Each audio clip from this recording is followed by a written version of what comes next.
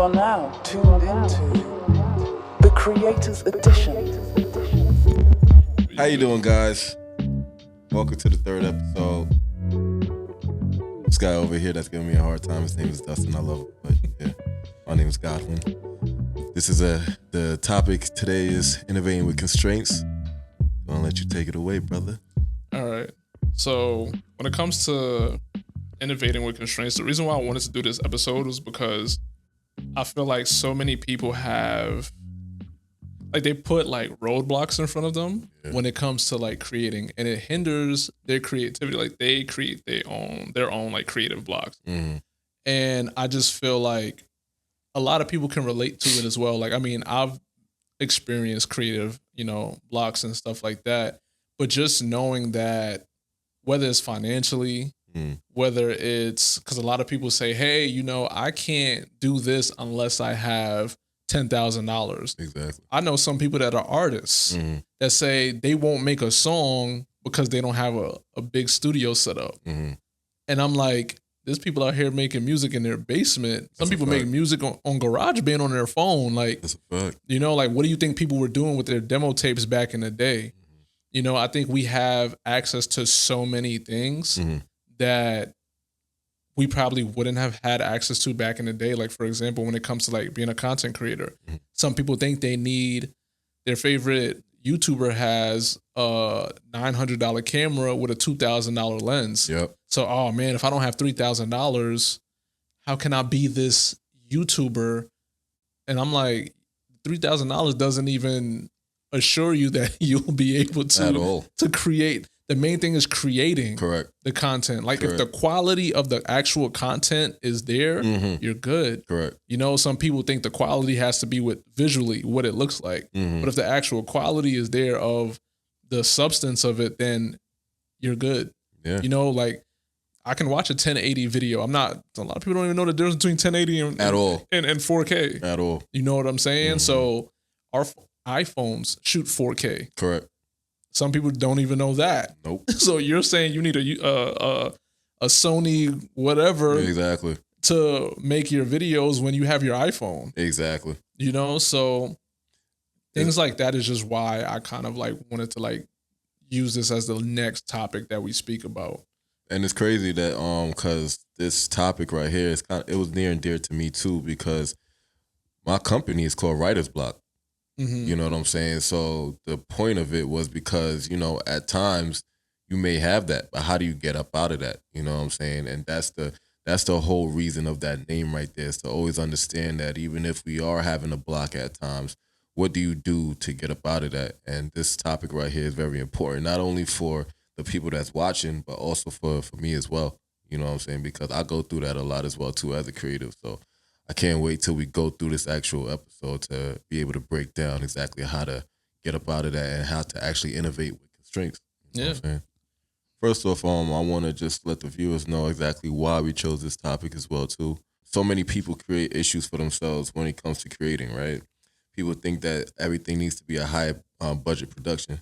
People think that they need fancy kitchens just to create a cooking video. Some people just create their own guidelines to essentially marginalize themselves, which leads them to overthinking and overwhelmness. You know what I'm saying? So we want to know exactly like what is the history behind this topic. You know what I'm saying? We could jump into that. And just the subtopic of this is so many people ask the question of how to do it, or how do I do this without? But it's just like you should be thinking there's always perception is reality, right? Yeah. So it's like if you think that you need something to do it, but you don't have it, what are you going to do? Are you going to not do it, or are you going to push through to do it? So that's all about your perception right there as well too. So the first thing that I believe, in order to help you come out of that where you feel as if you have constraints, is your mindset. That's first and foremost. You know what I'm saying? Your mindset, your brain is a muscle. So even if you're not doing like strenuous work or hard labor work, if you're doing things that have to that use brain power, you're gonna be tired at the end of the day because it's a muscle. You know what I'm saying? Yeah. And people have to respect that, you know, and understand that your subconscious is way stronger than what your conscious is. You know what I'm saying? And then also what I wanted to say too, like another thing that is a constraint. Like for me, I think the top three things or top few things actually would be like budget. So like that could be financial, time. Some people think they don't have enough time to do as much as others. Some people, we see them post every day and think they film every day when sometimes that's not even the case. Some people just work smarter than harder, you know, or use their time wisely. When it comes to prioritizing stuff, like your priorities, like you said, perception, so societal perception, and even things like superficial barriers. Again, like these are all things that help shape the marginalization of, you know, how you go about your day to day. So for any of like those creatives, I would say out there, like even the question of how do I do this with this or how do I do this without, I really feel like, for example, like let's go back to the cooking video, right? Let's say I have a friend. She's a chef and she's been a chef, let's say 4 years or something.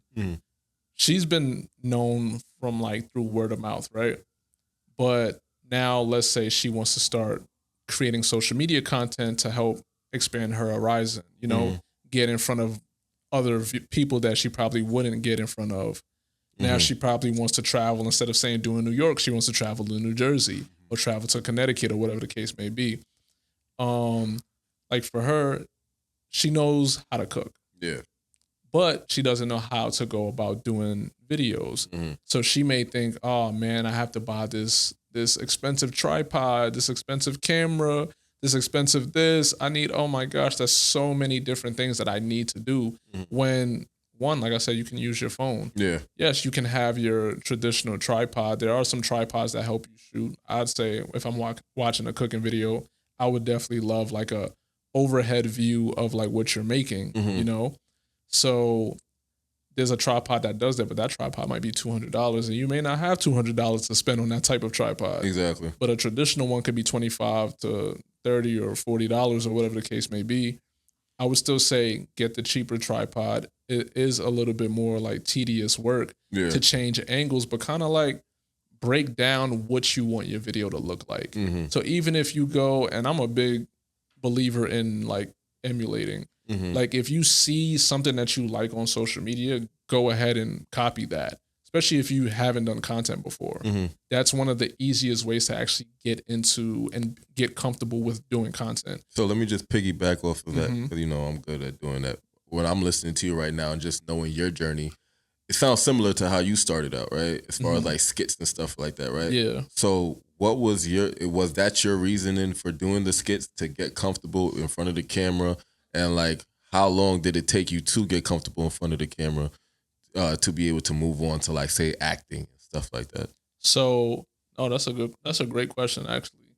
So I would say before even getting comfortable in front of the camera, like, I don't know if I spoke about this on the previous episode. Yeah, like episode 1.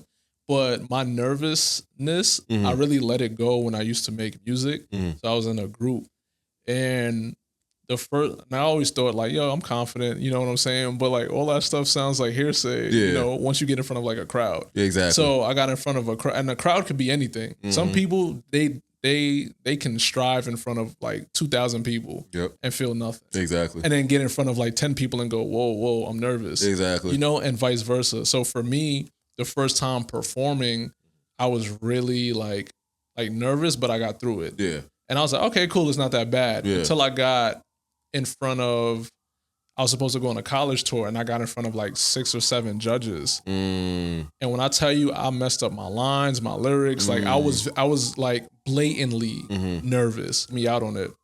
And from that day, I just vowed to just not be, I need to be comfortable with being uncomfortable. So, and that was probably 3-4 years before I even started doing content.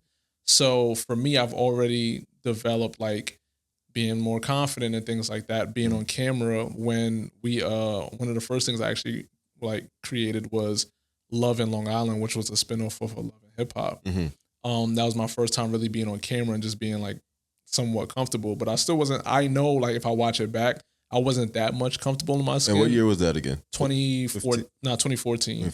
Yeah. So it was just like, it was 2014 and 15 because we came out with like a season 2. So you was doing pre-work before that, which was 3 years. So That's what 2011. So from like 2011 to let's say 13. You could say 14, but really like 13, I was doing like music. Then 2014 was the Love and Long Island like web series. Then 2015, I created my first like skit type video. So what I did was the first thing I actually did was actually emulate and a lot of people should remember the Why You Always Lying guy. Yeah. His name is Nick Frazier. So he made the Why You Always Lying, right? So yeah, kind of look alike.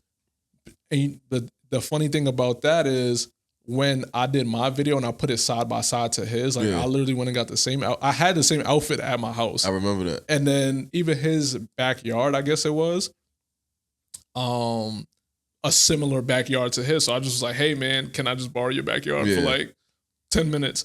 And he was like, okay, cool.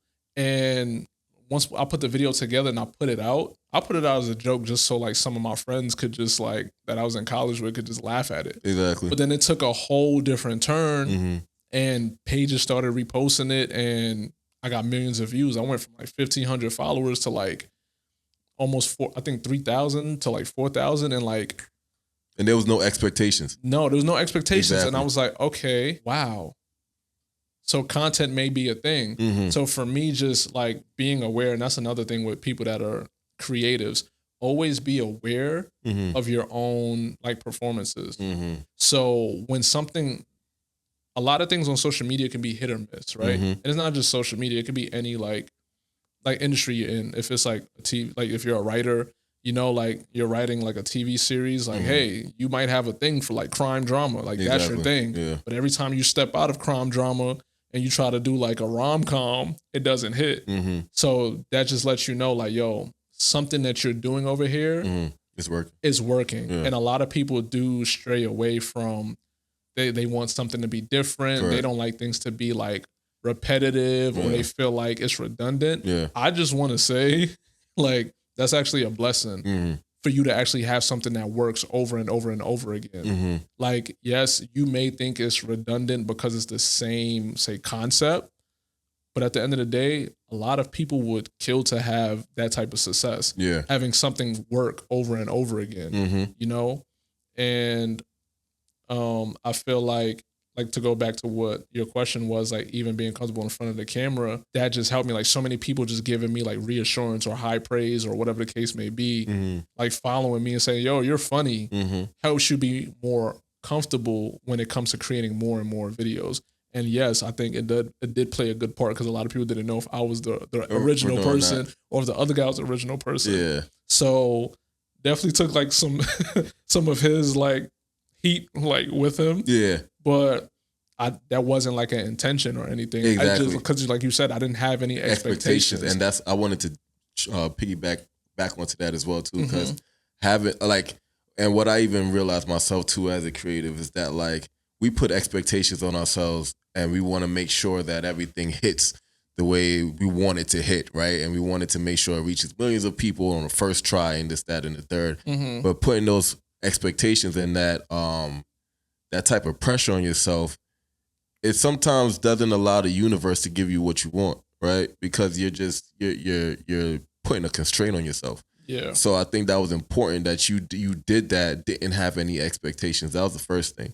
The second thing is that you put in years. Like if you really think about it, we're in 2025 now. You've been doing this for over 10 years now. Yeah, you know what I'm saying? Decade, yeah. But some people, when they hear this, right, and they watch this episode, they're going to be like, oh, well, I can't do it because I'm already 30, 40 something and I don't have 10 years to, that was your process. Yeah. You feel me? That wasn't whoever else. That's not my process. That's not that's Dustin's process. Yeah. So everybody as a creative, I think what we need to all understand is that everybody has their own process.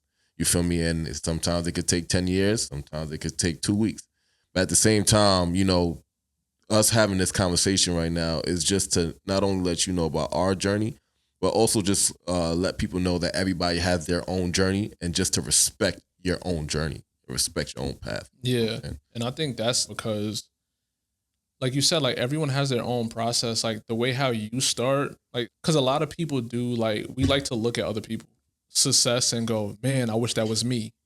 You know what I'm saying? So like, oh, why can't I be like this person? This person's getting all this shine over here, or whatever the case may be. Exactly. But it's just like, yeah, I mean, that person probably blew up pretty fast. Say they've been working at it for like 2 months or whatever, and now they have like 1 million followers. But now let's say for the rest of their career, they don't ever surpass more than what they reached. Like that was their peak. And then they fall off. Versus you can blow up a year from now, and then you can sustain success or whatever you deem as success, right? A lot of people look at it as numbers. They equate it to numbers and followers. Yeah.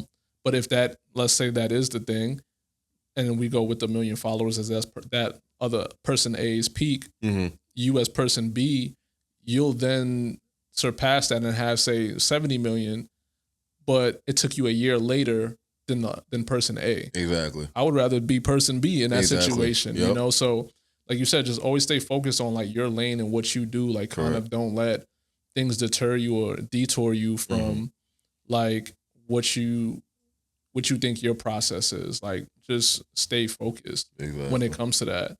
But also don't overthink and don't overwhelm yourself with so much outside noise that you can't think clearly. I was just telling my little brother the other day, I'm like, don't put too much pressure on yourself that you don't do anything. You ever felt like that before? You ever felt like, yo, I got so much to do that you end up just staying in the bed like most of the day? Because it's too much, you know what I'm saying? You don't want to overwhelm the brain, you know what I'm saying? Like at the end of the day, you putting that type of pressure on yourself. Yeah, time is ticking, and trust me, I used to do the same thing. My favorite rapper is Pac, so his thing was always to get things out, you know what I'm saying? And I had that same mentality, but in that mentality too, you make a lot of mistakes as well too, you know what I'm saying? That's kind of one of the reasons why, as to one of the series that I'm working on right now, I had to come out in so long, is because I tried to rush the process, you know what I'm saying? When I'm starting to realize that there is a process, you know what I'm saying? You got to go through it. Yeah. So, you know, just that's another piece of advice too. Just don't put too much pressure on yourself that you can't do anything. Yeah, don't rush the process. Yeah. Trust the process. And I also heard someone say, like, I don't remember who said it, but they said something of the sort, like, for example, like in 4 years you'll be 32, right? Like I said, this person's 28. Like in 4 years you'll be 32. Either way, the time is gonna come regardless. So let's say they're like, oh, I want to go back to school. I want to get my bachelor's degree. So that'll take you 4 years. Yeah. You're like, oh man, but do I want to do that? Like in 4 years, I'll be 32. Like either way, you're gonna be 42. I mean, you're gonna be 32. Yeah. So why not do something during that time? Why sit back and just be like, oh, then you get 32 and then you go, damn, you know what? That was kind of fast. I probably should have done what I said I was gonna do. Exactly. You know, so I think it also goes with that, and I think even the overwhelmness, like a lot of people don't actually break down what they can do. Like some people with like gym journeys, like fitness journeys, they'll be like, man, look at this person. That's gonna take 7 months. Exactly. To look like that. I'm definitely one of those people, and I've done it. I've went to the gym and stayed in the parking lot and then left. Why? Because I overwhelmed myself with thinking, all right, let me just go in the gym and I can look like this person, thinking, you know, like, but even after the workout, you still look at like, your stomach and you go, damn, I still don't got my abs. Yeah. You looking for instant gratification. Exactly. So it's just like, come on now. Yeah. But it's just like, I just feel like, you know, a lot of people don't have to like overwhelm themselves. Like you said, don't put too much pressure on yourself. Like you're creating your own journey. You're creating your own guidelines. You're creating your own rules. Like you're actually the driver in your world.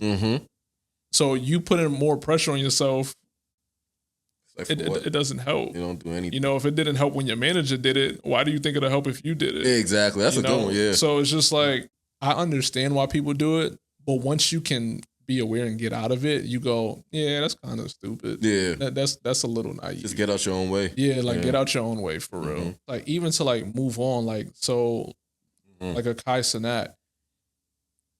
I don't remember when he first started creating videos. Like he was creating like YouTube videos. He even said like he was in college and he was like, yo, I'm just gonna post like a video a day or whatever. And then that's that.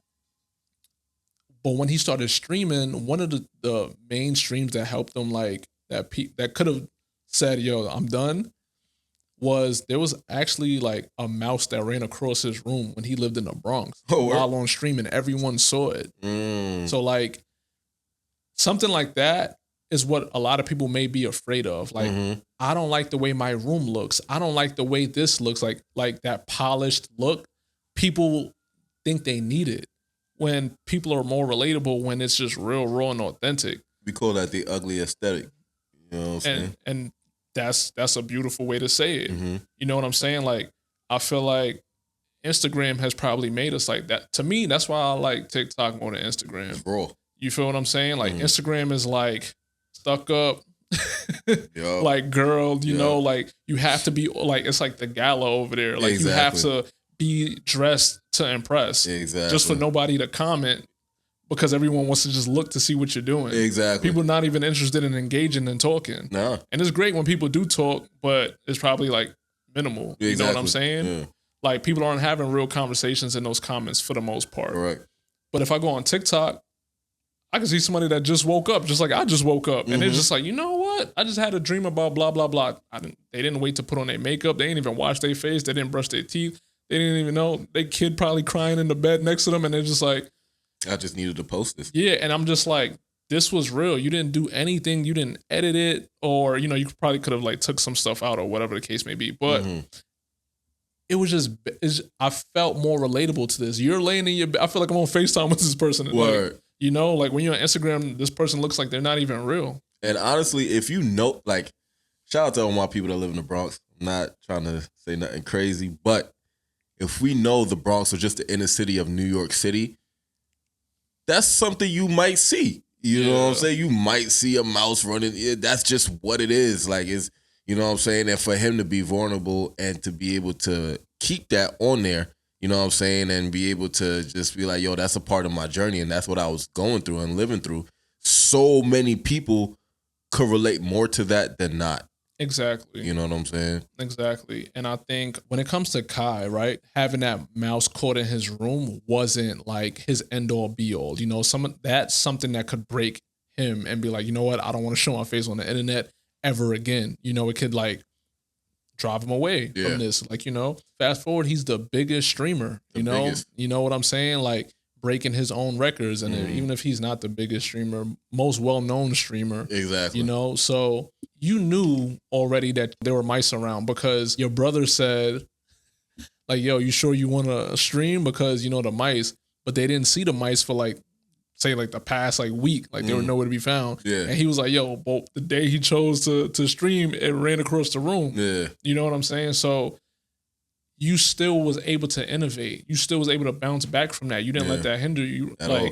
So things like that are success stories that I love.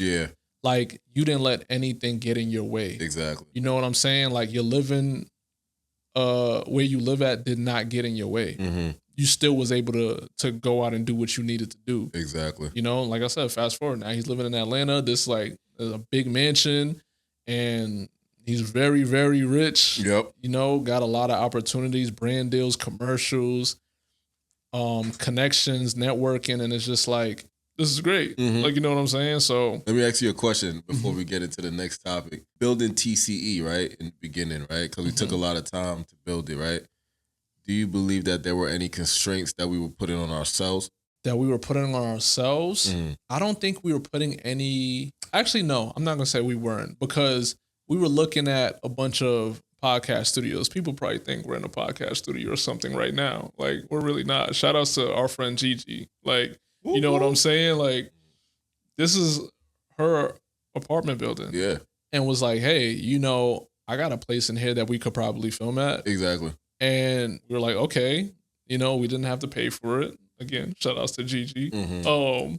So again, this is something that's innovating within constraints. Like, we don't have the budget to just jump into a lot of things do cost. You know, but that's not going to stop us from creating a podcast. Because how much was it when we was looking at the podcast? Like $250 an hour or something? Yeah, it was like some podcast studios $200 an hour. 200, 250. You know, $100 an hour. And then let's say that takes us, then we're rushing. You know what I'm saying? So now it's just like, oh, man, we got to be set up. I mean, we don't have to set up our own equipment, but even with just a little bit more time of setting up our equipment, we still have the comfortability to sit here for, let's say, however long we want. Exactly. You know, so if this episode ends up being like an hour and a half, you know, we didn't have to pay for anything other than like, I don't know, like gas. Exactly. You know, maybe some food or whatever. Exactly. You know, instead of paying, let's say, we'd probably pay like $300, $400 just for the just to use the studio. We didn't even talk about the audio. Yeah, and let's say they give us the audio, but we still have to get the audio like edited and the video edited as well. Exactly. And some places they actually charge more if you want the video portion of it as well. Exactly. So let's say the editor is probably $300 per episode. Yeah. We talking about like $700 per episode. Exactly. You know what I'm saying? Like that's a lot just to just come out of pocket with any other expenses that we may have. So I think the constraints we were putting on, we still ended up finding a way, but we definitely set up a lot of roadblocks. But I think that's fine if you're in a brainstorming session. Yeah. Like I don't consider it like constraints that much because it's like you can think high, like, you know, imagine, let your imagination run wild, and then you kind of like break it down and make it more sensible and logical. Exactly. So for us, if we're like, yeah, we want to be in a podcast studio, we want it to look like this, and we want the chairs to be like this, and the camera quality like this, it's like, okay, cool. Let's get out of La La Land real quick. Exactly. How can we make this dream a reality now? Correct. Exactly. You know, again, our cameras shoot 4K. We don't need the Sonys. You know, if we do have a Sony that someone has, or like my friend could have one, I can say, hey, can I borrow it? Or, hey, can you shoot this for me this weekend? Exactly. If you're free. That's innovating within your constraints. You're still getting the same thing that you can get done, but at a cheaper price or a cheaper rate. You know what I'm saying? If you just ask, and a lot of people don't even like asking for help. Yeah. Me, I have no shame in asking for help because closed mouths don't get fed. Yo. You never know what like somebody like can help you. And it's funny because Janae and I were watching one of the pastors preached this morning on YouTube, and he was saying like, it's funny because it kind of like, it doesn't contradict what he was saying, but he said something that like stood out to me, like pretty much like, yo, you asking the wrong people for help. Like you could always ask God, but like let God be the person to help you pretty much. He's like, now you done asked A, B, C, and D, and now they're all in your business. Yeah. But it's just also like, but however, it's also like that's true, but sometimes you can ask like some of the people around you for like some sort of help, and they may be able to point you in the right direction. Yeah. So like I can say, hey, do you have a camera? And you might say no, but my friend over here does. Yeah. And now me and that person connect, and now I actually have a camera person to film the podcast. Right. So you know what I'm saying? Like, so a lot of things can work in your favor. Yeah. And it can extend as long as it possibly can. Yeah. Yeah, that's dope. Nah, I wanted to, because, you know, I was just thinking about it, you know, as we were talking, like, you know, there were things that we were thinking about, you know what I'm saying, that could potentially have stopped us from doing this, you know what I'm saying? Yeah. And we was able to fight through, you know what I'm saying? Like what? I think one of the biggest things was really like the direction of how we were going to do it, right? Were we going to pitch it first? Were we going to do videos first? You know what I'm saying? How are we going to do the videos? We had you know, the thing is just like what I was saying before. It wasn't like really pressure that we was putting on ourselves, but it was so many dope ideas that were flowing that sometimes you could get overwhelmed with what to do first. You know what I'm saying? If we look in our drive, we have over hundreds of different topics. You know what I'm saying? We have so much, you know what I'm saying, that we can offer the world, but you know, you got to start at ground zero. You know what I'm saying? Yeah. And I think that could be a constraint too. I think and there's always a positive and negative in everything in life, right? Yeah. And even with constraints, it may sound like a negative word, but like my clothing brand, Kid Bully, like I have the word bully in it. Most of the time it's used as a negative word, but for me, I like to use words and flip them to how I feel like it's supposed to be used. You know what I'm saying? So even with these constraints here, I feel like we have positive constraints because, you know, we have so much that we have to offer, but at the same time, we just had to dumb it down and figure out how we were going to offer it to the world. You know what I'm saying? So, yeah, that's pretty much how I see it. That makes sense. And like you said, just having like that overflow of ideas just coming in like, oh, we can do this, we could do this, we could do this, we could do this, we could do, oh my gosh, we can. And it keeps going on, and it never stops. It never stops. And then now it's time to execute, and you go, I feel like I used all my brain power on coming up with all these ideas. Exactly. So where do we start? Yeah. So, but I think just even starting with the podcast and just being able to talk through it is probably the more therapeutic way. Correct. And then everything else that we have in mind and where it can expand to would just be great. Exactly. Because essentially we came up with a 5 to 10 year plan. Exactly. Just off rip. Yep. Just based on ideas alone. You know what I'm saying? So it's just like this being the first thing and just even talking about creativity and things in this industry is just like, yeah, like I said, more therapeutic way to just like kind of like vent and express and let it out. Correct. That way, when other things come into play, it's like, oh, Exactly. we're good. Yep. You know what I'm saying? Yep. All right, cool. So let's talk about the topic objectives. So the primary goal of this episode is to show how people that basically this is all a facade, right? You could do a lot of creative things to still display your vision when it comes to creating. If you're an artist, you don't need $50,000 to make a song and market it. Mindsets like this will hinder your creativity and growth as an artist. The secondary goal is educating with facts is always important. So what we're going to do now is that we're going to talk about different people that are in the industries or different industries and how they were able to actually push through and actually be the people that they are today. The desired impact that we want to share with the audience is that we want the audience to learn that there are other ways to become successful, not just having finances, but you can also be creative in different ways. Even time management when it comes to creating is very important. So let's go into some key points that we have down.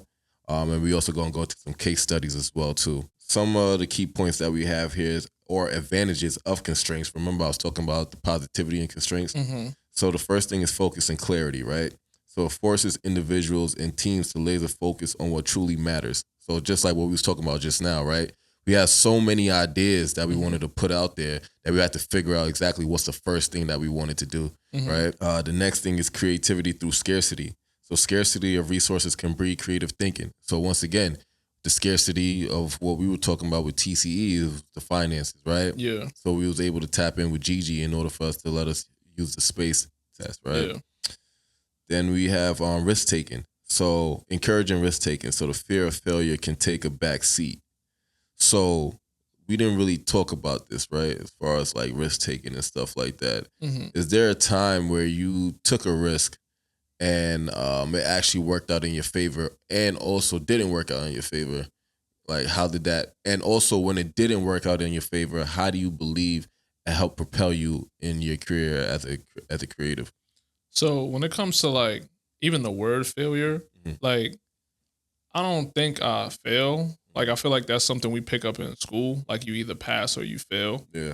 When it comes to like test taking, and I feel like once you get into the real world, it's really no like, it's still a facade to me because like you can get, even if you work and you get a bad review at fail, I mean you probably fail to tell or do something that a guideline set in place, but you still have your job. Correct.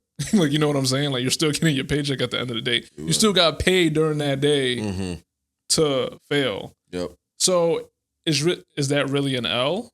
No, not in my mind.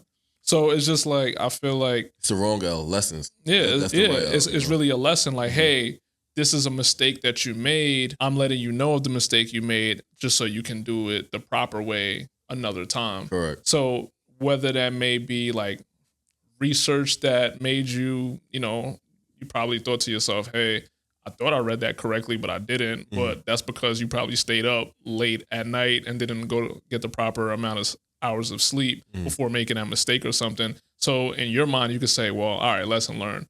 Don't stay up past 2:00 in the morning knowing I have to wake up at 6 or whatever the case may be, because that can hinder my performances when I go to work. You know, but like I said, even back in school with the pass or fail thing, a lot of people that failed probably didn't study. So the lesson that you do learn is, hey, maybe you should look over some information before going in the next day. Or if you don't think that you understood the teacher correctly or whatever, or a professor, just say something like, hey, can I talk to you after class? Or raise your hand. You know what I'm saying? And just ask for clarity. So just even like things like that can just help. But even when it comes to me, like a risk that I probably took, that I'll say the risk that I took was creating content. And I feel like that was so out of like Who you are. Yeah, because naturally I'm an introvert.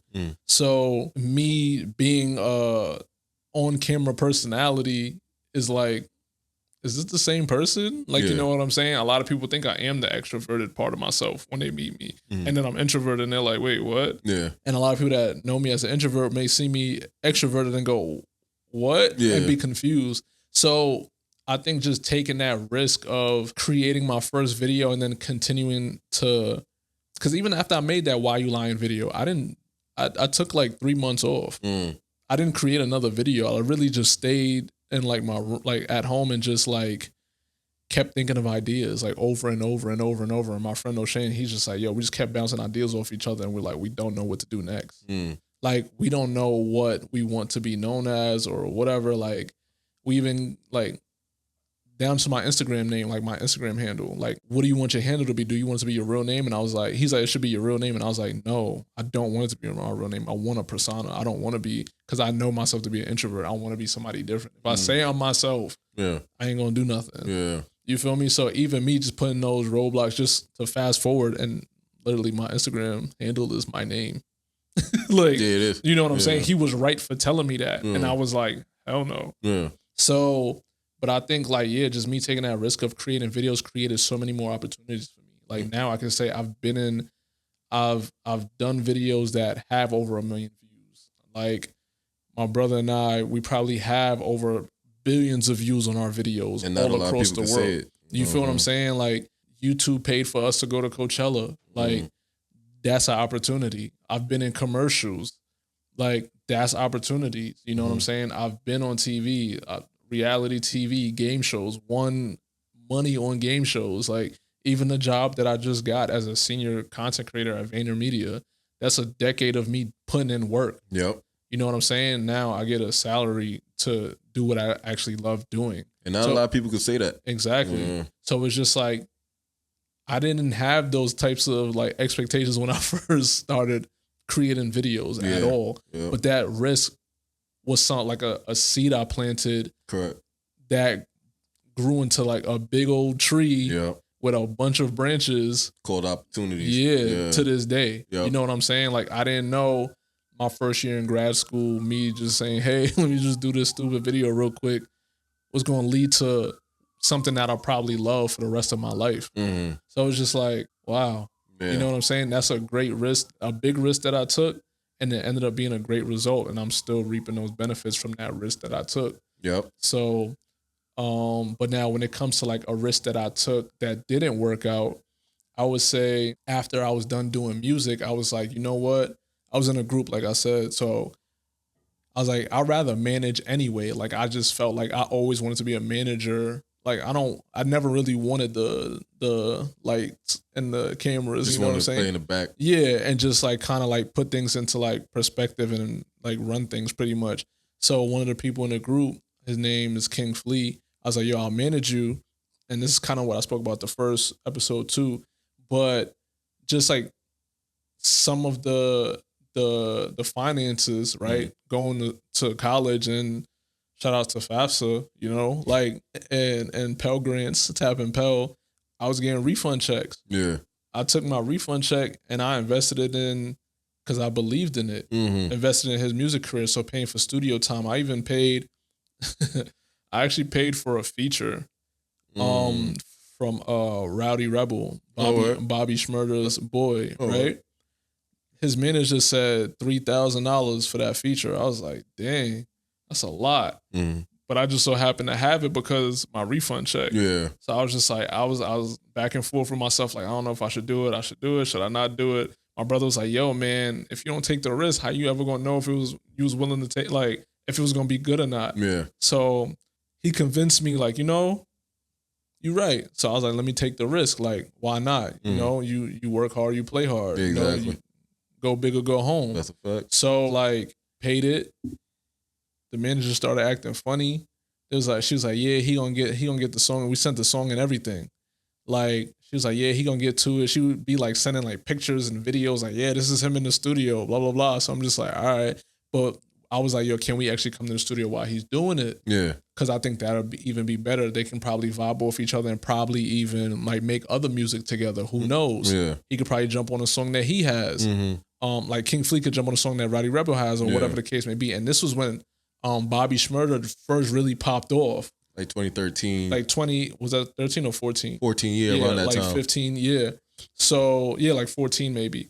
So, I'm like, yo, this is a wave that we could probably, you know, they from New York. Like, we could probably start blowing up right with them. I'm thinking I got a game plan down now that I'm like, I already invested the money, but now let me double down on my investment. Let me see what else I can get to make the $3,000 worth it. You're correct. So we're like, yo, can we come to the studio with them? She kept saying like, no. And just like kind of kept giving us like the runaround pretty much, right? L on my part, not L, but lesson on my part was I should have just sent half the money first. And then when the song was done, sent the other half. Yeah. But I didn't really know business at the time. And I did send a portion first, and then she ended up asking for the other portion. I ended up sending it. So like I said, we kept trying to say like, can we come to the studio together and stuff like that. She just kept saying no. Let's say, I don't even want to know, I don't know the timeline, but like, let's fast forward, let's say like a week or two go by. They all get wrapped up.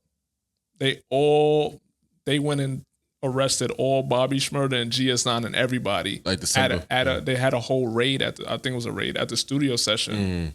So I was like, dang, now imagine if we was there. Just being caught up in a bunch of conspiracy stuff that we had nothing to do with. We just heard because of the song. Exactly. You know, like imagine what if the cops or whatever didn't let us go. Exactly. I mean, they definitely would have arrested us with them and then say at the police station, been like, so you guys have nothing. Or imagine they didn't believe us. Yeah. Imagine if we'd have did 7, 8, 9, 10 years in jail for a bunch of stuff we didn't do because of being affiliated, quote unquote. Yeah. You know what I'm saying? So I just think like that was a blessing in disguise, but it was a big risk that I took, and I'm going to school for this money. Yeah. You know what I'm saying? Yeah. Like, and I don't have no return on investment. Exactly. But that was a big risk that it didn't work out in the way I wanted it to work out or intended it to at first, but it worked out obviously because we didn't go to jail with them or nothing. Exactly. But I just feel like it was a bad investment, and I should have went with my gut.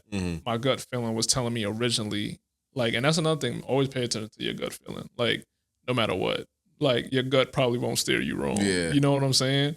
So just knowing that we didn't get that opportunity, I lost $3,000. Obviously, you can make money back, you know, like, but at the time I was like, dang, man, it's the most amount of money I got in my life at once. Perception is reality. You know what I'm saying? Yeah. So I was just like, dang, I got to wait a whole nother like 4 months, 5 months, whatever for the next semester before I get my money back. Yeah. Dang, I could have did so much more with that money. Yeah. But that always taught me up until this day how to go about doing stuff when it comes to like my money anyway.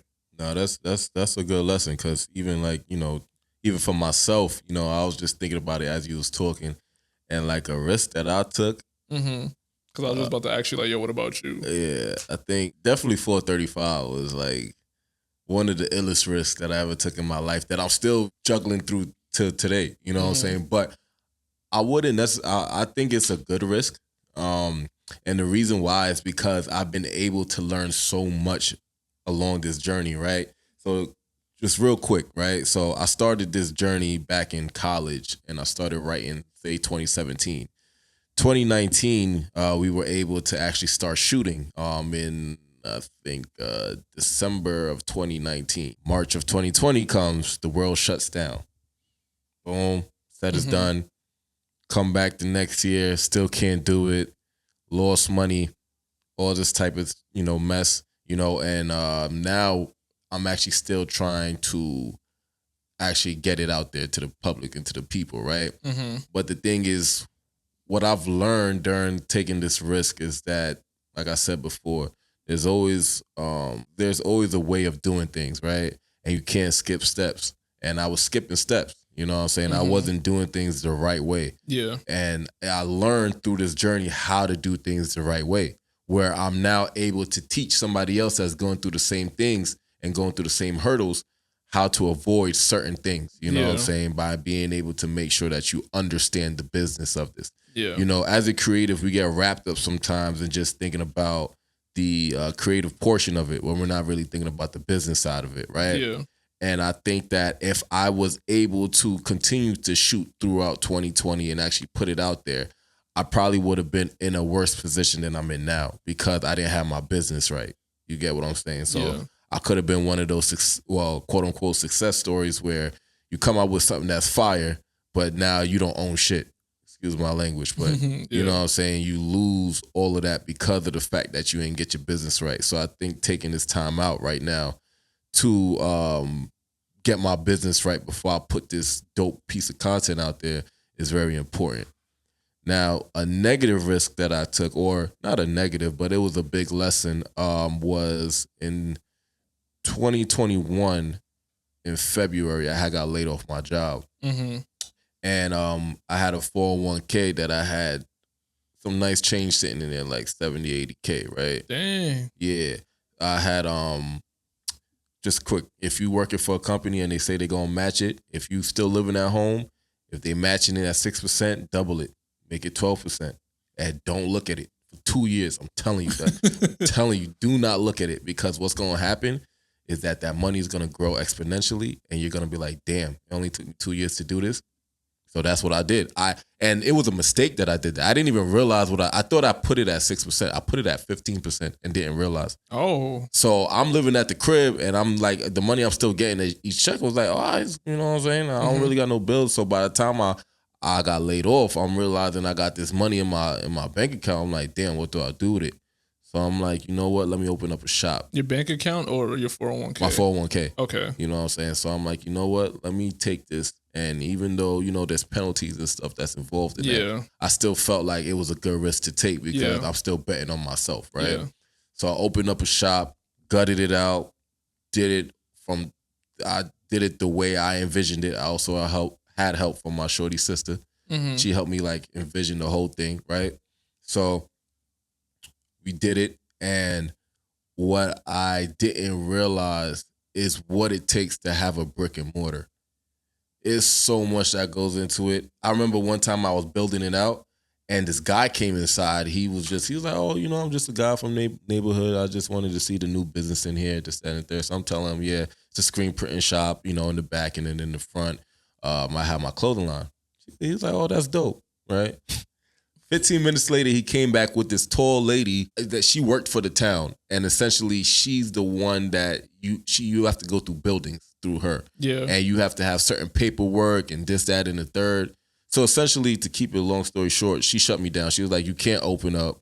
You can't do anything until you give me all this paperwork. So it took me another 7 months without making any money, still paying rent, still paying all the bills in there without making any type of money, so I could get all this paperwork. So they let you I guess they just let you get the space. They were saying you couldn't do like the construction part of it and stuff. Yeah, like there was a lot of things that had to go into it, especially like with the machinery that I had and stuff like that. The machinery, and depending on the town that you're in, will depend on how hard they go. Okay. You know what I'm saying? I don't want to say the towns on camera that don't go too hard, but like the town that I was in, they had their own rules and regulations. So I had to follow not really what the state wanted, but more so what that actual town needed from me. Got you. And that took months. You know what I'm saying? I had to get a layout of the store redone. You know what I'm saying? Because the last one wasn't matching how the layout is. Exactly. So I had to get a whole new blueprint made. Yeah. I had to get things gutted out. So to make sure that the equipment that I had was hazard friendly. I had to get a whole bunch of fire signs and all that. And I didn't know. You know what I'm saying? So it's just like you buying a luxury car and not realizing how much the tires are unless you get the tire package. Yeah. You get what I'm saying? Yeah, no, that makes sense. You know what I'm saying? So that's exactly what happened. And I ended up having to close down the establishment a year later. You know what I'm saying? Because it was just a lot. So I'm 70, 80 in the hole.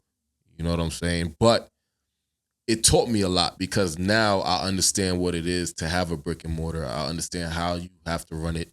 I understand the things that you need to do in order for it to be up to code and things like that. So, it was just a lesson learned. You know what I'm saying? And like you said, you can always make the bread back. Now, 70, 80 is a lot, but I have that much belief in myself that I would triple that. You know what I'm saying? Based on the knowledge that I have now going through that. Yeah, expensive lessons. Yeah, but you know that's just what it is. I'd rather do that than buying jewelry on my neck and have nothing to show for it. Yeah. So let's keep going a little bit more into the key points. So we have collaboration and teamwork. That's another advantage of constraints because if most of the time a lot of things you can't really do on your own. So it allows you, like how we did right now, we're collaborating in teamwork. You know what I'm saying? When we're able to come together and put our brains together in order to create something that's powerful and dope, right? Yeah. And we also, one more advantage of constraints is encouraging outside of the box thinking. So the conventional paths to solving a problem may no longer be viable. So now, if it's not viable anymore, there's different ways of how to accomplish. And what we're going to do is that we're going to give you examples of encouraging outside of the box thinking through different case studies that we have that's written down. There's so many different ones. So we're going to go through them and then we could talk about them and show how these people were able to encourage out of the box thinking. So the first one that we have is Apple, right? So Apple was going through a lot, in the 80s and the 90s and stuff like that, and they had to revamp themselves. So they were facing near bankruptcy, and Steve Jobs drastically cut Apple's product line to focus on core innovations like the iMac and the iPod, leading to the company's remarkable comeback. So they were able to expand on their product line in order for them to be able to get to where they are today, right? Mm-hmm. So they wasn't just focusing on just like the iMac and the iPod. Now they have the phones. Now they have they have a thin MacBook Air. They have so many different products, headphones, all types of stuff that they were able to actually think outside of the box, right? And be able to make sure that their company will stay afloat, right? Yeah. They also what's cool about Apple is that their ecosystem is what keeps them alive today. Yeah. You know what I'm saying? Because there's so many things that they have that work with each other so well, and there's a lot of proprietary information that they have that other people can't use. You know what I'm saying? So one thing is like the AirPods, you know what I'm saying? Yeah. The information and that they use and the technology that they use, others, they try to emulate it, but you can only emulate something so far, right? Yeah. And that's why, a lot of people, I can't lie, I'm on my 4th pair of AirPods. I'm not even. Oh, wait, let me stop laughing. Yeah, because if you're not all right, did you lose your AirPods? Like I done lost them. Most of the time I done lost them. Okay, I lost one pair once. I think, all right, I lost one pair. I just bought my 4th pair the other day. I bought the AirPod Pros. But I still have all right, so this is what happened. I lost my first pair, right? I lost like one. So I think I had to get another one. Then I think I just basically lost both or something. And I was like, all right, whatever. I got another, same thing, the AirPods, the whatever generation 2 or whatever.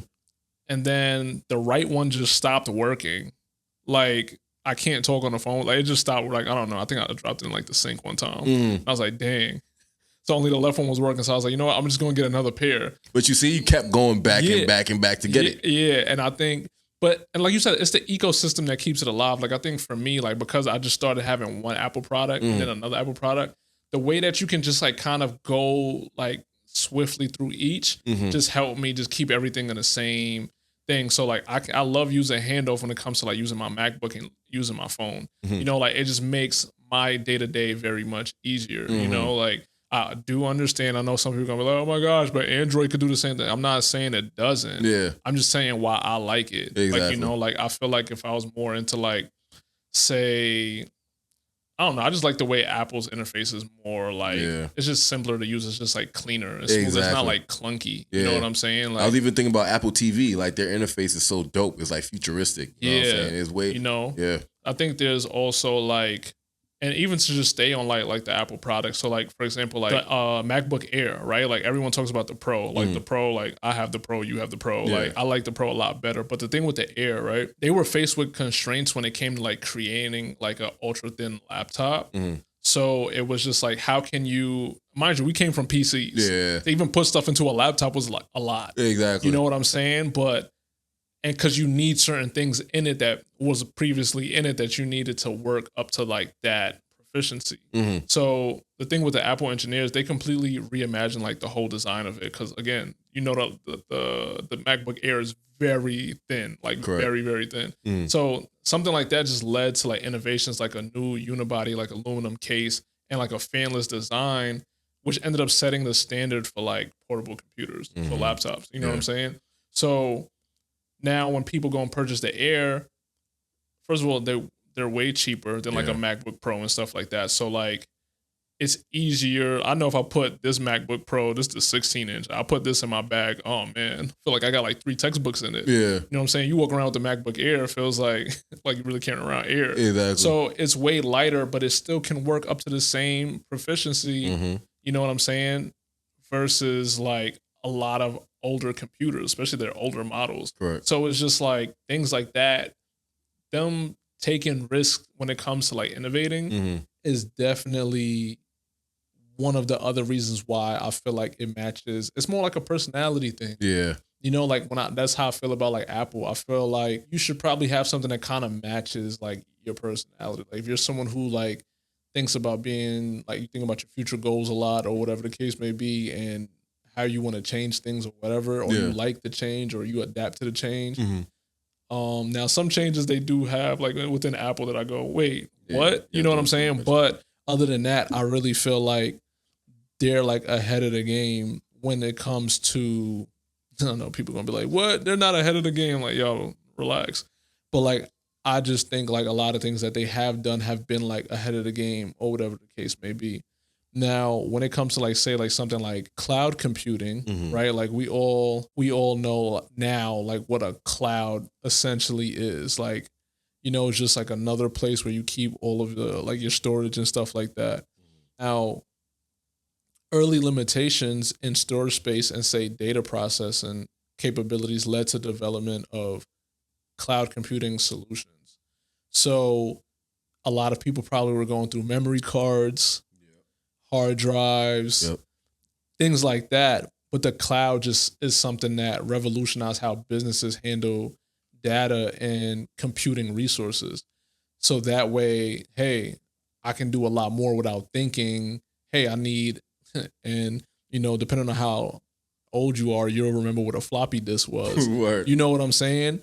So cloud computing just made things a lot easier for like the day-to-day person, and especially businesses that have like, imagine Instagram. Yeah. You think they have everybody's stuff just sitting on like 190,000 terabyte, right? And that's not even a thing. Exactly. Like, you know what I'm saying? But cloud makes it that much easier that they can go and get it whenever they feel like it. And even stuff like cloud computing, it helps with like apps, like I said, like an Instagram and things like that. Like businesses really strive a lot off cloud computing because they can keep so many users in one place. Correct. You know what I'm saying? They didn't let, and innovation or creation like this doesn't stop people from their day-to-day business, you know? So these people are also innovating within constraints, because if it's, I don't know how much it costs for like, say, Instagram to have a cloud space, they probably hire engineers to create one for them, pay them, let's say they paid them like $1 million, yo, create this cloud space for me. For the engineer, they're like, all right, it's going to take me 3 days. $1 million in 3 days, it works out for them. And then it works out for, like, say, Meta in the long run. So it's just like, that's a great, you know, instead of going to pay, like, say, a big company, you could get some kid that just got out of college that probably knows everything about cloud stuff. And you're like, wow, this is lovely. So a lot can, like, no matter what industry, like, you can just see, like, how much in the, like, people are dealing with different types of constraints on a day-to-day. Like, it doesn't matter how big, how small, like, anything could be like a constraint. So it's just like, just seeing that is just like, yo, this is something we use on a day-to-day, but who would have thought this was like a constraint that everybody had? Exactly. Or this company had or whatever. Like, that's mind-boggling to me. Yeah. You know? Now that's dope, because the thing is like you said, like, you know, things that we don't know people are having issues with. You know what I'm saying? There's different type of how should I say it? Different type of solutions. You know what I'm saying? Based on constraints. So a lot of things honestly were made because of constraints. If you really think about it, right? Yeah. Like, what's something that we use on a day-to-day basis? Like, say, for example, even glasses. Yeah. People couldn't see, so somebody had to make glasses. You know what I'm saying? Or people couldn't see at night, so somebody had to create the light bulb. You know what I'm saying? It's just like, it's all about your perception. If you could see, and that's what most people say in business anyway. If you could find something that could benefit people and help them and make their lives easier, you got a gold mine. You know what I'm saying? So. Studies show that without constraints, people are just like hardwired to take the path with like the least resistance, which potentially just limits innovative thinking. Like, you know how people really like to take the easy way out, like they're not with taking risks, or it's just like less to think about. Like those type of people don't really think outside the box, and then wonder why decisions they make or what they do don't help them end up outside the box. Which I go, but you're not even doing anything, you know, like, for example, like, not to say anybody should quit their job in this economy, right? Before this economy, I'd have said, yo, quit that job. Like, you know what I'm saying? Unless something you really need that job kind of situation, then this does not pertain to you. Exactly. But like a job that you just don't like, they don't like you, you know what I'm saying? Like, yo, like, get out of that. Yeah. You know, like, some people are like, well, what else am I going to do for money? Like, there's other jobs out there. Do you, like, you know, like, oh man, I hate my job. Well, okay, do you apply to other jobs? Nope. Even if you want to work, you know what I'm saying? Like, do you apply to other jobs? No. Yeah, I think it's like what? It's like a comfortability. You know what I'm saying? Like, you're comfortable. Yeah, it's like, it's the stability as well, I guess. But it's just like, you can also find stability somewhere else. Right. Like, if you're a creative, I'm not going to say quit your job to go be a content creator, right? Because, or even like a filmmaker, let's say, or a writer, because you're going to need money to fund your stuff. Correct. No matter what. Like, if you need to buy, like, for example, for us to do this podcast, I have a friend that works at Best Buy. I just sent them a bunch of stuff. Everything should have probably came out to, like, let's say $2,000. I paid $750. Yeah. Like, you know, and now we're able to functionally create a podcast, and it actually looks pretty decent. Yep. Like, you know what I'm saying? So it's just like, yeah, keep your job to be able to pay for things, but also know that don't let those constraints like stop you from doing something that you may love or have a passion for. Like, if it's like you love baking and you want to, you know, make a bunch of baked goods for people, but you're like, oh my gosh, I have to work every day. Okay, so bake on the weekends, sell it on Sundays or something. Like, yeah, you may be tired, but do it 2 out of the weekends out of the month instead of every single weekend. Give yourself some time to rest or whatever the case may be. You know how to bake? I just had to say that. No, I don't know how to bake. No, I know how to. Oh, you know how to bake? What do you bake? You know, just pull up. No, what do you bake? You know, are you soliciting yourself? Maybe. Okay. We're African, so that's what we do. Okay, so what do you bake? You know, I make cupcakes, you know, apple pies. Are they infused? No. That's a yes. No. If you wanted to. I mean, I don't do. Just whatever flow your boat. I was just saying. You're my brother, so I have to let you know that I have other skills as well too. Oh, okay. Yeah. You cook too? I could. You could? Actually not could, because it sounds like I do. I'm a cook. I could cook. I could bake. You know what I'm saying? I'm self-sufficient. You heard? Okay, so what's the best thing that you could cook? If I do this, it's gonna really show all right, fried chicken. Wow. Yeah. Wow. Go ahead, say what you guys say. I wasn't gonna say anything. Oh, right. I just didn't know you were gonna say fried chicken. I'm just saying, because, you know. That's cool though. All right. I like fried chicken. Just making sure that, you know, you wasn't judging me. Because, you know. We listen and we don't judge. Oh, all right. Just making sure. You sure you take your advice? Yeah. All right. You see how long it took you to answer that? Sometimes you gotta think before you speak. Yeah, I bet. That's a smart. Yeah, I bet. Because the next thing you know, somebody posts up a clip of you, right? And go, so what was you saying here? Did you think before you spoke right here? Like, hey, wait, look. So, but nah.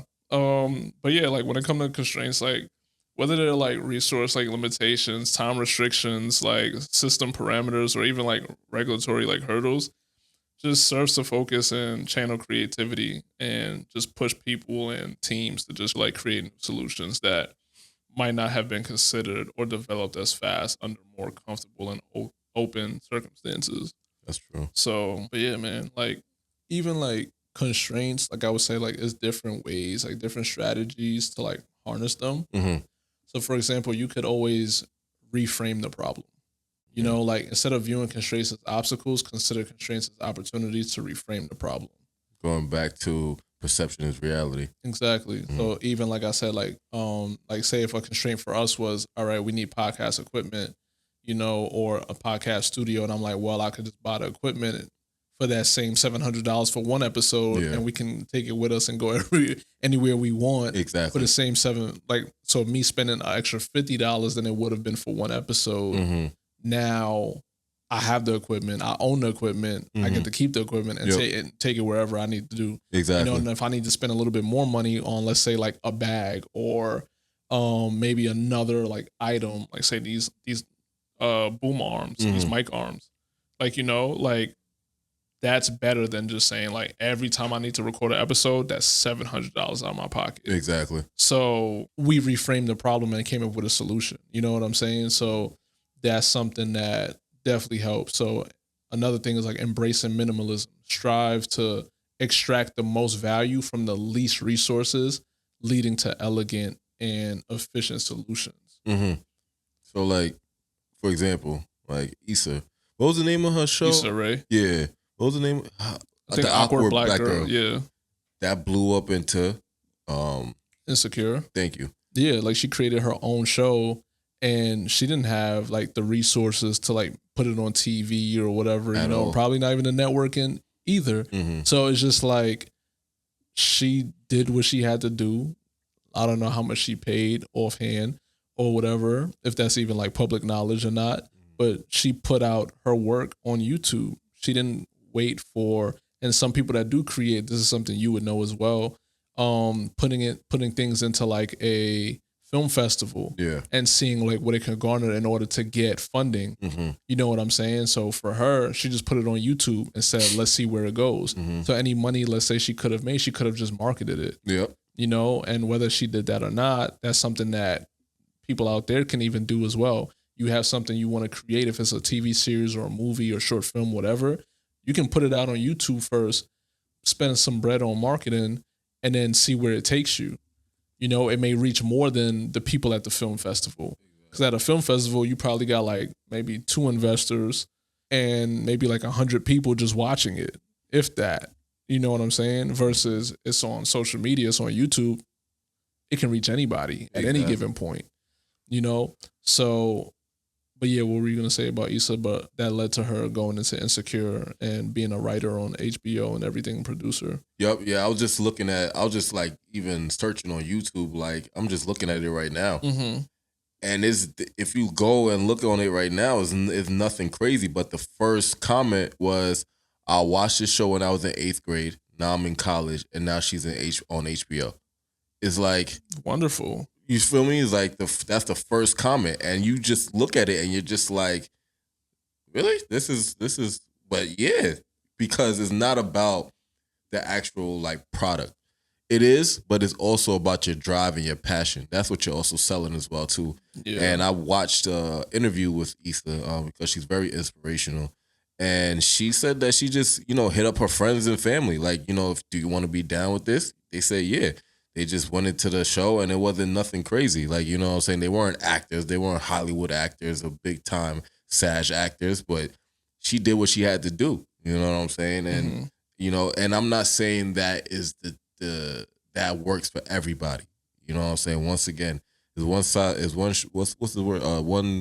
shoe fits all? Yeah. It doesn't. Yeah. You know what I'm saying? Everybody has different sizes.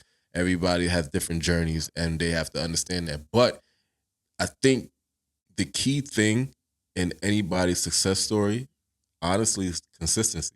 Yeah. You know what I'm saying? Like, you have to stay consistent. You know what I'm saying? If you're not consistently doing something to be better, how do you think anybody else is going to receive you? You have to be just as serious in yourself then anybody else could take you. You know, Yeah. so that's very important right there, and that's what she displayed. You know what I'm saying? Yeah. It's the consistency and the drive and the hunger, and that's what landed her at HBO. Now I don't know what her contracts are and things like that, but still, she was able to get a shot in order for her, and now she's producing so many different things. Yeah, shows and movies. So it's just like she even had like a reality show too that she produced, you know, called The Sweet Life with a bunch of like LA entrepreneurs and creatives. You know what I'm saying? Like millennials. So it's just like she took her opportunity to open up doors and opportunities for others coming after her as well, you know? So I think that's whether that was her expectation or not. Yeah. But I think her first vision was on point. Like and that's the same thing we did when we made like Love in Long Island. We just went and got a bunch of like our friends and stuff that we knew that was in reach, bought a camera from like Best Buy or something and just shot it. You know, this was before like the phone quality was good, you know? So it's just like, yo, you make do with what you have and then you see what happens after that. Exactly. But she had the vision and her vision was pretty clear and you know, like Insecure, everybody loves Insecure. And even after Insecure, it being on HBO and everything, I think it was on Netflix. It's on Netflix too. So like you can still go ahead and make money off your same project that you wrote years ago. Like, yo, there's a whole new market on Netflix that, yo, there's probably, let's say it's like, I don't even know, 200 million people with Netflix accounts right now, plus an extra million people who just use somebody else's Netflix account. So you having that in mind, you go, let me put it on here as well. All the seasons, they could binge watch it. You know, they don't have to wait for weekly drops or whatever like the original people had to. Exactly. And let's just see what it does over here. Now she can go put it on Netflix and let's say out of the 200 million or 201 million, right? Let's say 70 million people go and watch it on there. She just opened up her whole, you know, demographic. Exactly. Over like, something she did years ago. Exactly. You know what I'm saying? So it's just so much that can come from it. And I think that's a lot of things that people don't really like recognize or aware of. And I think that that's something that that's definitely a key point to me when it comes to like Issa Rae. But yeah, like leveraging technology is also like another like exercise when it comes to practicing constraint driven creativity. So technology can often help transcend physical limitations. So it's always good to like embrace digital tools, automation, and virtual collaboration to overcome geographical or like resource related constraints. So for example, like my new thing is using ChatGPT, right? Yo. So instead of me working harder, like let's say I've had so much creative block over the years, I don't know what to come up with. Oh man, I have this big idea, but how do I break it down? Ask ChatGPT. ChatGPT is about to tell you everything you need to know by you just simply asking. You know, that is literally your virtual assistant. You know what's so funny about that? I remember years ago, I was working with a director and I was telling her, like, yo, this new AI thing called ChatGPT is coming out. Like, we should use it. And she's like, nah, like, F that. Like, it's taking away the liberties of the creative and it's not really yours and this, that, and the third. You know what I'm saying? So, you know, I let her say what she got to say. I'm still going to use it, though. Yeah. You know what I'm saying? So years later, as she started using it, she just had to hit me like, yo, bro, I apologize for all of that because it's not really taking any liberties from anything. It's just enhancing my own ideas. And I'm just like, yeah, you know what I'm saying? It's like when something new is coming into the world, fear takes over. Yeah. You know what I'm saying? The one thing, and Pac always says this, fear is stronger than love. So people will move off of fear before they move off of love. Yeah. Because love is something that they want. Fear is not something that you want. So you want to get rid of it as soon as possible. Yeah. So AI, yes, it can be scary, but at the same time, that's the way of the world. So are you gonna try to be like Blockbuster? Or are you gonna try to be like Netflix? Yeah. You get what I'm saying? Yeah. And I think like even with the AI, like you said, it enhances. So depending on how you use it, like there's some people that use AI to make fake videos of, let's say, like a public figure saying something that they never said and trying to diminish their credibility. Yeah. I think that's the bad way. AI is like AI isn't bad. The way people use it is bad. Same thing with money. Exactly. Yeah. You know, like money's the root of all evil. No, the person is. Yeah, the person that has the money, like obviously because you guys created value for it. And instead of printing more, you're just like, yeah, no, we're just going to keep the same amount or whatever and just like distribute it in different places. Greed comes about because not everybody can have it, you know? So when people see, and that's why people steal or rob or whatever, you know, because they have something that you may want. It's all you want to say money, the thing, is the root of all evil, but at the same time, whoever created it and who continues to determine what the value of it is kind of to blame too. Like you can say money, like the physical thing, yes, but also the like 50-50. You know what I'm saying? So just like I said, like even with AI, you saying like it enhances. I think if I have an idea and I want to flush it all the way out, instead of asking someone else or me sitting down for hours thinking I'm working smarter, not harder, I'm actually helping myself in this moment. Exactly. Or I have something and I don't know where to start. I can ask where to start, and then I develop it more and more. Exactly. You know what I'm saying? And AI is only going to get so much better. Correct. To the point that it understands you at a human level, where they're like, oh, do you want me? Hey, I want to create this video. Hey, it asks you, do you want me to help you with editing styles? Exactly. Do you want me to tell you what's trending and viral right now? Yes, it's everything in one place. Exactly. So I think leveraging technology is definitely like a great exercise. Borrowing ideas from like other or maybe sometimes the same industries. So looking for inspiration, whether it's in your own industry or somewhere else. And this is what I was saying before when it comes to like emulating things. If you've really never created that many things before, or you know, even if you have creative block or whatever, you can always emulate something that's working right now to get a jump start to something. Yeah. So like Quinta Brunson, who created Abbott Elementary. You need to go watch that. Yeah, like I'll watch it. It's very funny. You can say, you know, she took the style of The Office and made it her own. She took the concept of it. Cool. She didn't go and copy it word for word, bar for bar. You know what I'm saying? Because the jokes that are on there are different from the one on The Office. You know what I'm saying? The style of like how things go on the show, like you'll look at it and go, from a surface level, it's cut, it's edited, similar. You go, okay, cool, right? But then once you hear the substance of it, you go, no, it's different. It's a totally different show. Exactly. You know what I'm saying? So, and The Office is a big show. A lot of people love it. Yeah. So knowing that people love that style and what they love about it, hey, why not create something similar and just put it into your own type of thing? What do you think, like, Coca-Cola and Pepsi did, or like Burger King and McDonald's? Exactly. Like, and they're literally, sometimes they're right next to each other on the same block. Exactly. They sell the same things, but they're two completely different type of companies. So, like, hey, they got fries, we got fries too, but we're making our fries different. Our fries are actually thicker than their fries. Our fries got sea salt. Exactly. Exactly. So a lot of people don't, and that's why I said things that are already a part of our day-to-day, people don't realize it because it's been for so long that we're probably like numb to it or whatever. But also, like, when people, like, if someone says, hey, man, I want to make music, or I want to be but everybody does that. Who cares if everybody does it? Exactly. We're now I can go on Instagram right now, and, like, you might follow somebody that got 3 million followers, and I'm like, I never seen this person, never heard of them a day in my life. Like you said Blake Lively earlier.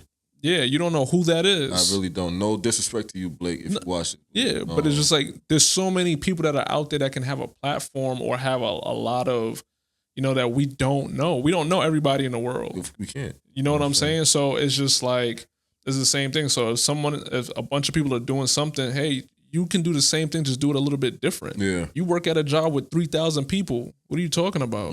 You already doing something that everybody else is doing. You drive a car every day, right? Exactly. You drink coffee at Starbucks too, right? You breathe, right? So it's just like, what are you saying? Like, that's another like invisible constraint that people put on them that is just like, yo, what are you talking about? Yeah.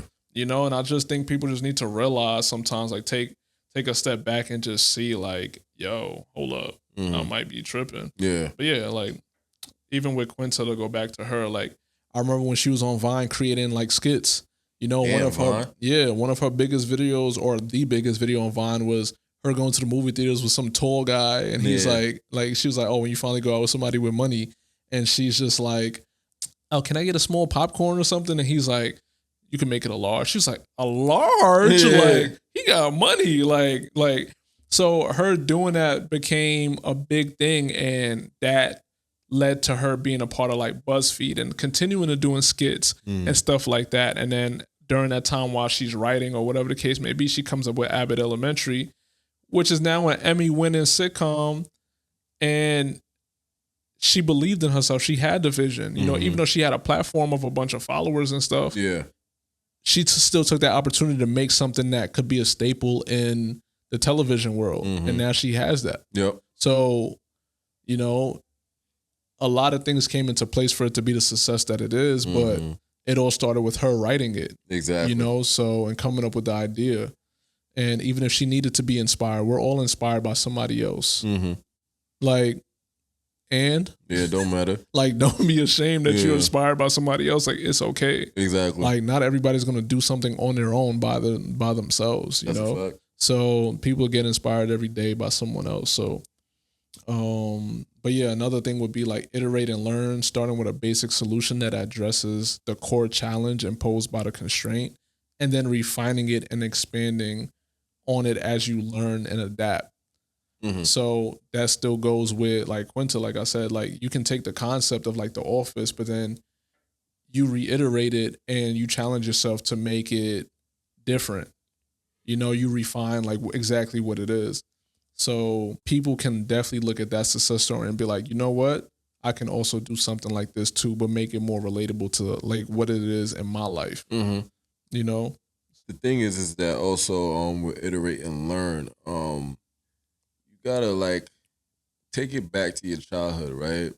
Like when we started playing with like, say like Legos, right? Yeah. It's like building blocks, right? The foundation of everything is always the knowledge piece, right? And now you just have to expand on that. So like this right here, this is a good exercise for practicing constraint-driven creativity because you never could stop learning.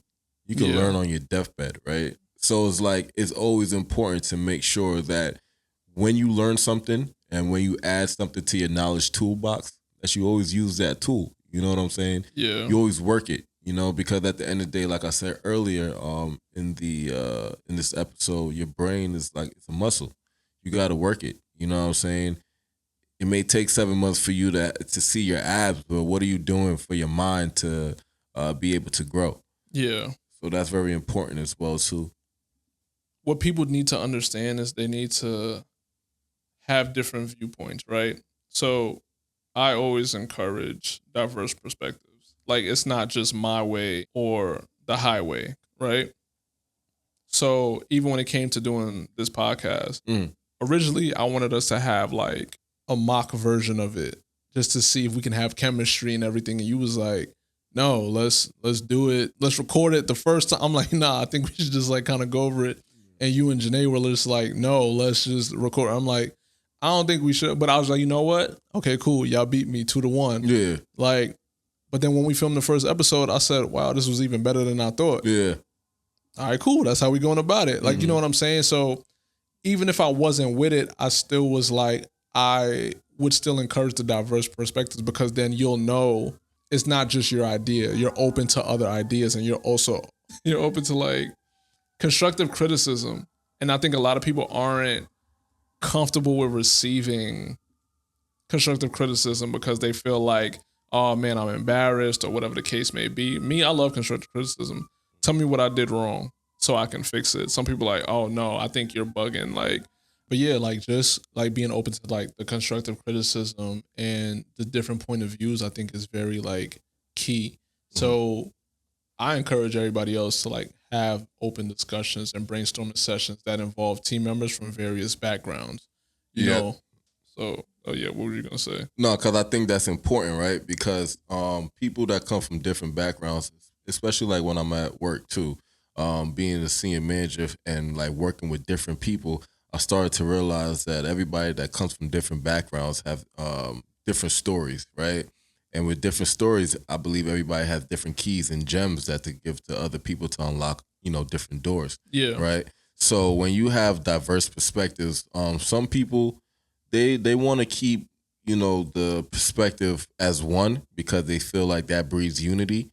But I believe that, like, especially like in a creative space, like it could be boring. You know what I'm saying? Because you're not getting like the perspective of like a black woman or Asian man or even a young child. You know what I'm saying? It's just so many different ways. Like you may think that you may not learn from somebody else that you actually can. Yeah. And I think that's very important. That's why it's even important to travel. You know what I'm saying? It's important to travel. It's important to be able to be in different spaces with different people, because if you just have one idea, you guys are all speaking the same language. But it's even more beautiful if you're able to speak the same language with different people within the same room. You know what I'm saying? Fact. So, yeah, I think also prioritizing and sequencing is very important as well. I would say that's probably like one of the last exercises. Like prioritize like whatever it is that you have, prioritize them and tackle them one by one, then start sequencing like your efforts. Mm-hmm. And that allows you to allocate resources effectively and generate momentum.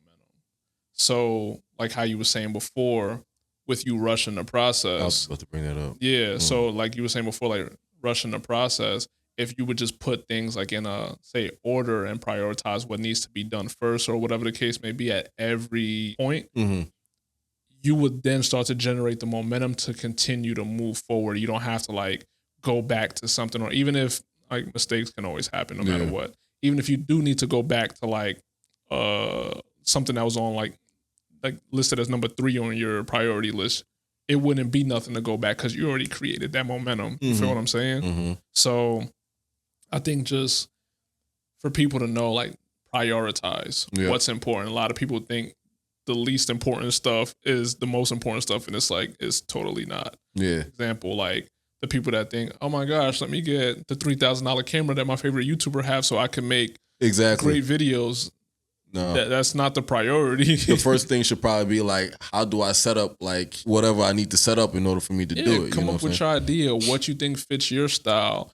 If it's like you're a travel vlogger, where do you want to go? Where do you have access to going? You know what I'm saying? Like things like that to help create the content to make your content better, or whatever the case may be the better or higher on your priority list situation. So now that we've unpacked how constraints can actually be your creative superpower, from sparking innovation to refining your focus, I say let's take it one step further. Because at the Creators Edition, I feel like we don't just talk about it, we do it. Like, you know, so execution is the main thing when it comes to anything in life. Correct. So I have a challenge for any viewer or listener out there. And you could pick one or you could pick a few. It doesn't matter. So one would be like a time limit challenge. You have 24 hours to create a 30-second video using only natural light and sounds from your environment. Do with that with what you can. The second one will be about budget. I would say create a short film or a project with, let's say, like a $200, $300 budget, and share how you source materials and what story you told. I'm actually going to do that one. Yeah, I think that's something that can be done because, you know, it's not cheap. Yeah. And that, say, $300 budget, right, could be on like somewhere you shot. Like, well, I'm not even gonna say what it is. It's totally up to you to define what you want to do with your budget. You know what I'm saying? Yeah. So, but share how you source the material. If that's something that you do, share how you source the materials, and then what story did you tell when you made it. So I think that's good. When it comes to tools, I would say make a design or a song using only free software or one specific app. You can only use your phone, no fancy equipment or whatever the case may be. But I think, yeah, when it comes to like, say, like a song, if you only got like if your setup is already like a microphone and a laptop, only use that. Don't go to the studio and you need the engineer and this and that. Yeah. You know what I'm saying? Like they also have free softwares where they can edit it for you. Exactly. So I challenge you to go look for those types of things out there to see what else you can do. When it comes to like, it could be like a theme and constraint combo. Create a piece of content around the theme connection, right? But you can't use any spoken words or text on the screen. So, for example, like you're a writer, you can make, and a filmmaker as well, you can make a silent film about connection and see how you can convey that and showcase that without any, like, say, spoken words. That's true. That's a good one, actually. Yeah, like, you feel me? Like, challenge yourself to do something that you probably wouldn't normally do. So, reverse engineering, take an existing project and remix it into a completely different medium. So, for example, like Bel Air, right? They took a whole sitcom and turned it into a drama. Yeah. Like, as a concept, like a proof of concept. Word. And then Will Smith saw it and said, I want to make this the real thing. Exactly. That's something that was out 20 years prior. Exactly. You know, 20 or 30 or whatever the case may be, right? 20, 30 years prior. And he just switched it up. And even Will Smith himself said, yo, for so long, I've been wondering how to turn it into something else. I didn't know what it was. Even our friend Zay, remember when he remixed Martin? Yeah. Proof Shout of out to concept. Zay. Yeah. So, and it's just like, we've seen that it worked for, I think his name is Morgan Cooper. It worked for him to do it with Fresh Prince, that someone else saw it, got inspired and said, hey, what about Martin? You know what I'm saying? So that's great. So I think, like, yeah, challenge yourself with reverse engineering. And also collab. Lastly, I would say is collab. You must collaborate with someone in a different discipline, whether it's a filmmaker and a musician, a designer and a writer, but create something unified. I think collaboration is key when it comes to anything when being creative. Not one person can just do everything. Shout out to the people that have multiple talents. Yeah. You know, some people, they could produce and write their own songs and have a whole album full of no features and then go platinum. Yep. Wonderful. Like, you know, but always be open to collaborating no matter what. Tag us, email us. Our contact info will be listed down below. If you're just hearing this, the email is the creators edition 1@gmail.com. If it's questions, responses to anything, like, let us know. We'll add it in the episode. Like, we want to see what your challenges are. If you end up doing any of the challenges, we want to see exactly what you came up with. That'll be fun to see. And yeah, and I think one of the last things I want to say is, don't think too much when it comes to followers. If you're going on a social media journey, I think, you know, break it down. Try to get 1 follower a day and then try to double it. So for the first day, try to get 1 new follower. For the next day, try to get 2 new followers. The next day, try to get 4 new followers, and so on and so forth. And just see how that works out for you, whether it's for a week, challenge yourself for 30 days, 2 months, 3 months, it doesn't matter. I think just see, like, how that comes out for you.